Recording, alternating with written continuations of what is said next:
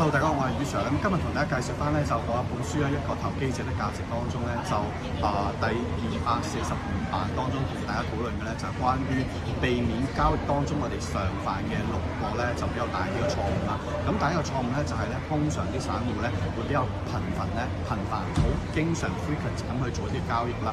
咁其實呢樣嘢咧就證明到佢好想揾錢，同埋咧缺乏耐性。但係呢樣嘢從一啲行為學嘅專家裏邊發現啦，投資者喺作出投資決定嘅時候，會比較容易出現啲過度自信。咁譬如頭3次喺短炒裏邊咧講賺錢嘅經驗咧，就會令到佢頻繁地想去進行一啲交易。同埋另外咧就喺美國當中咧，如果你係1年之內咧係有個獲利嘅話咧，咁其實咧會交翻個叫做capital gain 嘅稅，係介乎咧大約10到37%之間。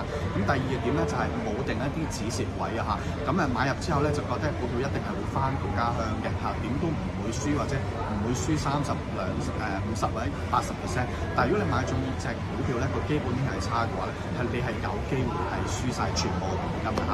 咁第三樣嘢咧就係話會俾交易嘅時候咧，俾個情緒影響到，即係譬如可能你會唔開心嘅嗰排，或者太過興奮啦，咁其實呢啲都唔係穩定嘅情緒啦。咁巴菲特亦都講過投資交易成功嘅人咧，個情緒嘅 EQ情商會比個智商 IQ 咧係更加重要。咁所以我哋唔可以咧喺做交易嘅時候咧，俾個情緒主宰住我哋啦。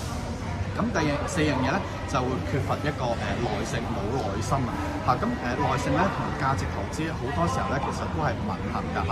咁大家買入隻股票嘅時候咧，永遠都唔會知道呢一個買入隻股票係唔係會成功啦。咁即使宇 Sir 今年大賺嘅一隻 MPIS 啦，喺買入嘅時候咧80至90蚊，雖然好有信心會上200至250蚊啦，咁但係亦都唔會知道咧佢究竟呢一隻股票咧長期會唔會跑贏個大市㗎嚇。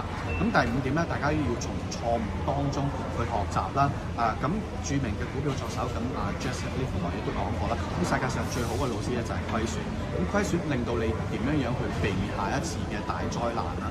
咁你會從一個自己錯誤當中去理解同埋學習自己下一次點樣避免去做呢一個同樣嘅錯誤。咁今日宇 Sir 分析去到呢度，咁大家如果有興趣可以購買宇 Sir 嘅呢一個投機者的價值呢本書，或者join翻咧宇 Sir 呢一個嘅股票班嘅課程。多謝大家，拜拜。